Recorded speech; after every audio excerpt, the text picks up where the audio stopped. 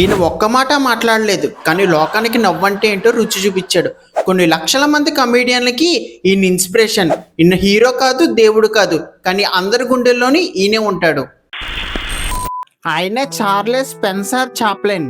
ఈయన 16 ఏప్రిల్ 1889లో లండన్లో పుట్టారు. వీళ్ళ ఫ్యామిలీ వచ్చేసరికి చాలా పూర్. వీళ్ళ పేరెంట్స్ వచ్చేసరికి మ్యూజిక్ పర్ఫార్మర్స్ కింద పనిచేసేవారు. ఈయన మదర్ వచ్చేసరికి మెంటల్ తో బాధపడేవారు. ఇంకా ఫాదర్ విషయానికి వచ్చేసరికి ఆల్కహాలిక్. ఈయన చిన్నప్పుడైతే చాలా స్ట్రగుల్స్ అయితే ఫేస్ చేశారు. ఈయనకి 12 ఏళ్ళ వయసు ఉండగా ఫస్ట్ స్టేజ్ పర్ఫార్మెన్స్ అయితే ఇచ్చారు వాళ్ళ పెద్దన్నయ్య సహాయంతో.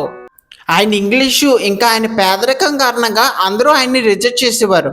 ఆయన అవన్నీ పట్టించుకోకుండా ఆయన యాక్టింగ్ కెరియర్ మీద దృష్టి పెట్టి ఆయన ఇంప్రూవ్ చేసుకుంటూ ఆయన ఏంటో ప్రూవ్ చేసుకున్నారు.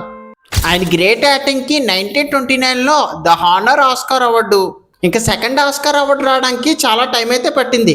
మొత్తం 20 ఇయర్స్. 1952లో ది లైమ్లైట్ మూవీ అన్నది రిలీజ్ అయింది, కానీ 1972లో దానికి ఆస్కార్ అవార్డు ఇచ్చారు.